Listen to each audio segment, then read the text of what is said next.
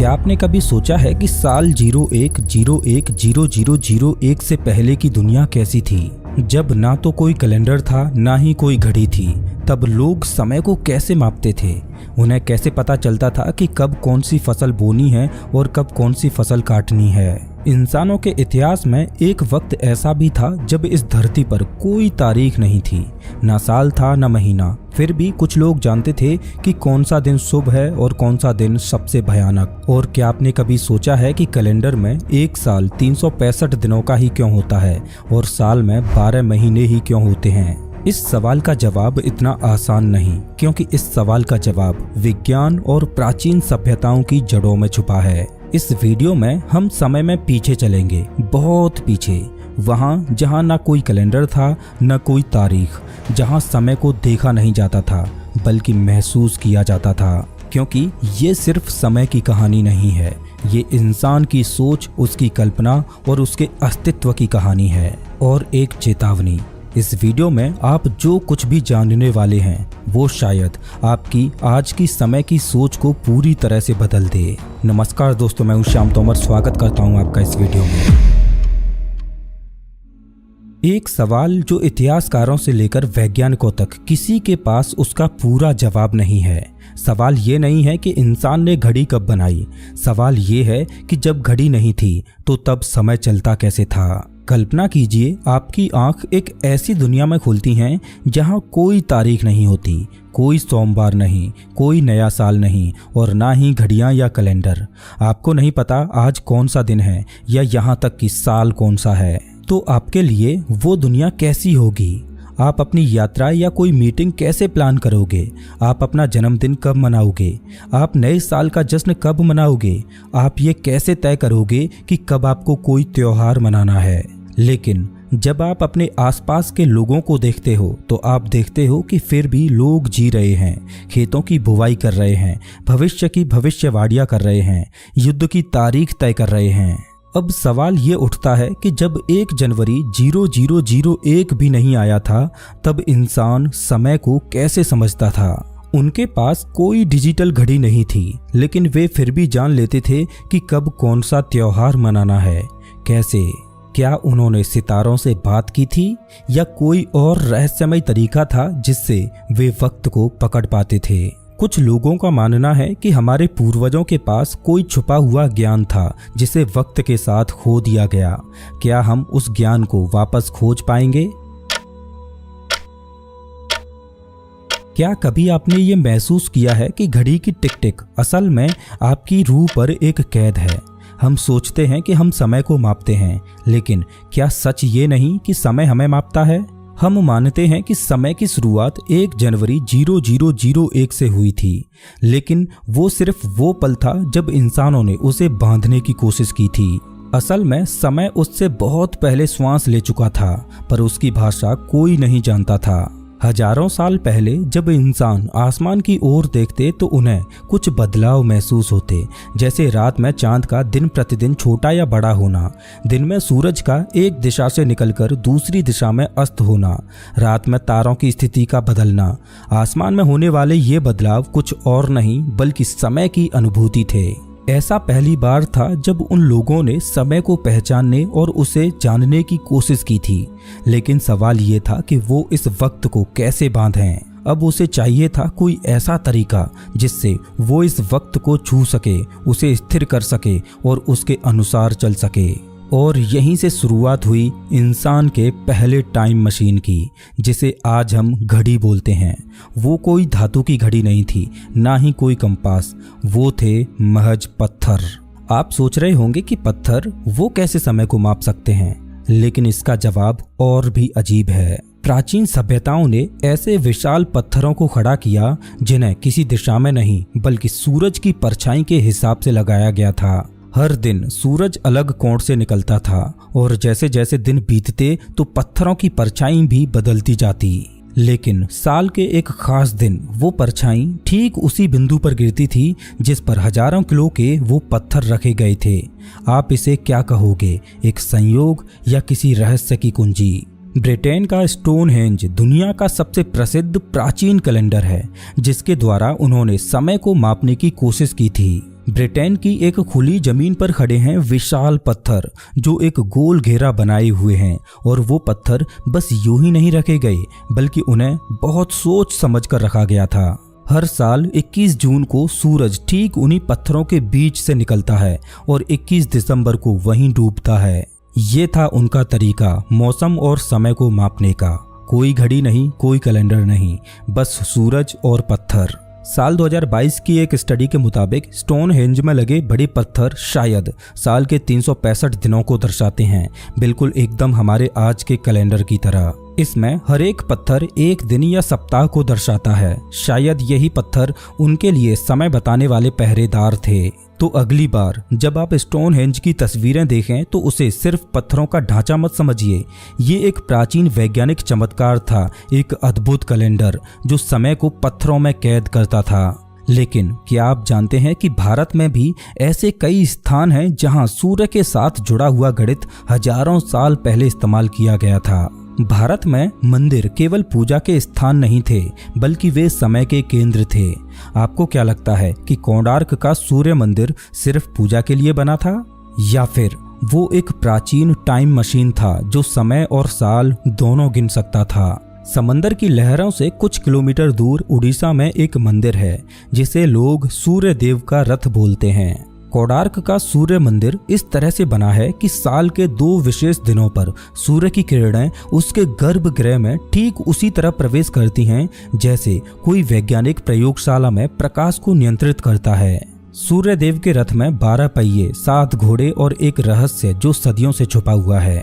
हर पहिया साल के 12 महीनों को दर्शाता है और हर पहिए में 8 तीलियां हैं जो एक दिन के 8 पहरों को बताती हैं। आपको बता दूं कि जिस तरह से आज हम समय को घंटों में मापते हैं, उसी तरह प्राचीन भारत में हमारे पूर्वज समय को पहरों में मापते थे। अब सुनिए एक कमाल की बात। इन पहियों पर सूरज की छाया गिरती है और इससे दिन का समय मापा जा सकता है। जिस समय दुनिया घड़ी बनाना भी नहीं जानती थी, उस समय हमारे पूर्वज पत्थरों से समय को पढ़ रहे थे। ये कोई कला नहीं थी बल्कि ये विज्ञान था, और वो भी हमारे ही देश की जमीन पर। ये सिर्फ कला नहीं थी, ये टाइम इंजीनियरिंग थी। कल्पना कीजिए कि आप 5000 साल पहले के किसी कबीले में हैं। आप जवान हैं और आपको बताया गया है कि जैसे ही सूर्य की परछाई उस तीसरे पत्थर को छूती है तभी अगली ऋतु शुरू होगी। कोई घड़ी नहीं, कोई मोबाइल अलर्ट नहीं, बस एक परछाई, और उस पर आपकी पूरी सभ्यता का भविष्य निर्भर करता है। अब सवाल ये आता है कि प्राचीन समय में पत्थर भी समय की भाषा बोलते थे, लेकिन क्या वो भाषा आज भी जीवित है, या हमने उस ज्ञान को खो दिया है और अब हम सिर्फ मशीनों पर ही भरोसा करने लगे हैं? जब प्राचीन मानव ने पहली बार आकाश की ओर देखा तो उसने महसूस किया कि कुछ है जो रोज बदलता है। हर रात चांद एक नया रूप धारण करता, एक पतली रेखा से लेकर एक चमकते गोले तक, और फिर धीरे धीरे मिट जाता। ये बदलाव सिर्फ सौंदर्य नहीं था, ये था समय का पहला संकेत। हजारों साल पहले जब न तो घड़ियां थीं और न ही तारीख हैं, तब इंसानों ने चांद को समय मापने के उपकरण के रूप में अपनाया। चांद का 29.5 दिनों का एक पूरा चक्र, अमावस्या से पूर्णिमा और फिर पूर्णिमा से अमावस्या, यही बना दुनिया का पहला कैलेंडर जिसे लूनर कैलेंडर बोला जाता है। भारत में पंचांग प्रणाली में तिथि और पक्ष जैसी संकल्पनाएं चंद्र गति से जुड़ी थीं। यह कैलेंडर केवल समय की माप नहीं था, यह सामाजिक, धार्मिक और कृषि जीवन का आधार बन गया। त्योहार, व्रत, विवाह सब चांद के अनुसार तय होते थे। लेकिन चांद के अलावा एक और खगोलीय शक्ति समय को दर्शा रही थी, सूर्य। सूर्य का एक चक्र लगभग 365 दिन लंबा होता है। वो स्थिर था, सटीक था। यही कारण था कि मिस्र और रोमन सभ्यताओं ने सौर कैलेंडर को अपनाया। अब सवाल उठता है कि एक तरफ चांद था जो 29.5 दिनों में अपना एक चक्र पूरा कर रहा था, तो दूसरी ओर सूर्य था जिसको अलग अलग ऋतुओं के एक चक्र को पूरा करने में लगभग 365 दिन लग रहे थे। तो ऐसे में कौन सा कैलेंडर अधिक प्राकृतिक था? लेकिन भारत ने दोनों के बीच संतुलन बनाया। चंद्र और सौर दोनों को मिलाकर एक कैलेंडर बनाया जिसे लूनीसौर कैलेंडर बोला जाता है। और इस कैलेंडर में हर 32.5 महीनों में एक अधिमास जोड़ा जाता है, यानी एक महीना अलग से जोड़ा जाता है ताकि चंद्र वर्ष सौर वर्ष से मेल खा सके। इसे समझने के लिए प्राचीन विद्वान खगोलीय गणनाओं का प्रयोग करते थे। आज के समय में वैश्विक व्यापार और तकनीक के लिए सूर्य पर आधारित कैलेंडर जरूरी है, लेकिन हमारी आत्मा और संस्कृति अब भी चंद्रमा की ओर झुकी है। इसीलिए होली, दीपावली, सभी त्योहार आज भी चंद्र तिथियों से तय होते हैं। जब पश्चिमी सभ्यताएं साल, महीनों और तारीखों को लेकर संघर्ष कर रही थीं, तब भारत के ऋषि समय को युगों में माप रहे थे। वे जानते थे कि समय केवल एक रेखा नहीं बल्कि एक चक्र है, और इसी चक्र को समझने के लिए उन्होंने रचा वेदांग ज्योतिष। यह सिर्फ एक ज्योतिष ग्रंथ नहीं था, बल्कि यह समय की वैज्ञानिक व्याख्या थी। इसमें पृथ्वी की गति, सूर्य की स्थिति, चंद्रमा की कलाएं, ग्रहों की चाल, सब कुछ जोड़कर एक जटिल लेकिन सटीक प्रणाली बनाई गई थी। ये गणनाएं इतनी सटीक थीं कि आधुनिक विज्ञान ने भी बाद में इन्हें सत्यापित किया। प्राचीन भारत में ऋषियों ने समय को सिर्फ पल नहीं माना, उन्होंने उसे ऊर्जा का प्रवाह समझा। आज जब हम घड़ी की ओर देखते हैं तो हम एक नंबर देखते हैं, लेकिन जब वे आकाश की ओर देखते थे तो उन्हें एक चक्र दिखता था जो जीवन, मृत्यु और पुनर्जन्म की लय को दर्शाता था। आज के समय में हर वर्ष की शुरुआत एक आतिशबाजी के साथ होती है। 1 जनवरी को हम जश्न मनाते हैं, गिनती करते हैं और मानते हैं कि समय ने एक नया चक्र शुरू किया है, जिसे हम नए साल की शुरुआत बोलते हैं। लेकिन क्या आपने कभी ये सोचा है कि ये तारीख आखिर आई कहाँ से? दरअसल 46 ईसा पूर्व में, यानी 1 जनवरी साल 0001 से 46 साल पहले, जूलियस सीजर ने देखा कि रोमन कैलेंडर अराजकता में था। खेती के समय गड़बड़ा रहे थे, धार्मिक आयोजन बिगड़ रहे थे। इस समस्या को हल करने के लिए उन्होंने एक नया कैलेंडर प्रस्तुत किया जिसका नाम था जूलियन कैलेंडर।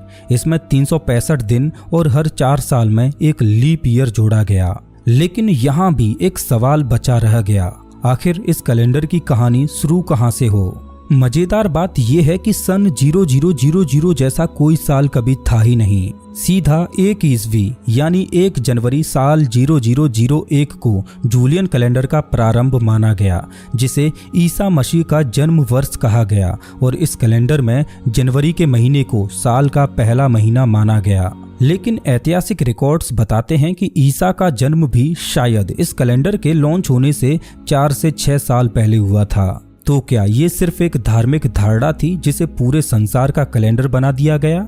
सदियों तक ये जूलियन कैलेंडर चलता रहा, लेकिन 1500 वर्षों में उसमें 10 दिन का अंतर आ गया था और अब जरूरत थी इस कैलेंडर में सुधार करने की।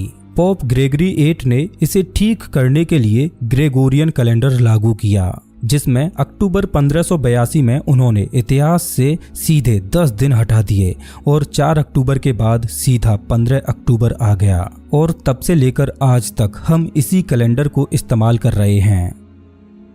चलिए अब जानते हैं कि साल में 12 महीने और 1 महीना 30 दिनों का ही क्यों होता है, और जूलियन कैलेंडर में हर 4 साल में एक लीप ईयर क्यों जोड़ा जाता है, जिसमें फरवरी का महीना 29 दिनों का होता है। तो जैसा कि हमने अभी जाना कि प्राचीन समय में हमारे पूर्वजों ने चंद्र और सूर्य की चाल को समझकर ही कैलेंडर बनाए, तो हमें इस सवाल का जवाब भी चंद्र, सूर्य और पृथ्वी की चाल ही दे सकती हैं। तो इस सवाल का जवाब जानने के लिए पृथ्वी से ऊपर उठते हैं और अंतरिक्ष की ओर चलते हैं। जैसे ही अंतरिक्ष से हम पृथ्वी को देखते हैं तो हम देखेंगे कि पृथ्वी अपनी धुरी पर घूम रही है और हर एक 24 घंटे में पृथ्वी अपनी धुरी पर एक बार घूम जाती है, जिसे हम एक दिन कहते हैं।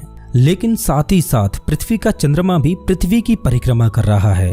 तो ऐसे में जब तक चंद्रमा पृथ्वी का एक चक्र पूरा करता है, तब तक पृथ्वी अपनी धुरी पर 29.5 बार घूम जाती है। मतलब 29.5 दिनों में चंद्रमा पृथ्वी की एक परिक्रमा पूरी करता है। इसे ही एक महीना बोला जाता है, जो कि 30 दिनों का होता है। जिस तरह चंद्रमा पृथ्वी के चारों ओर घूम रहा है, उसी तरह हमारी पृथ्वी भी सूर्य की परिक्रमा करती है। और जब तक हमारी पृथ्वी सूर्य की एक परिक्रमा पूरी करती है, तब तक पृथ्वी अपनी धुरी पर 365 बार घूम जाती है और चांद तब तक पृथ्वी की 12 परिक्रमा पूरी कर लेता है।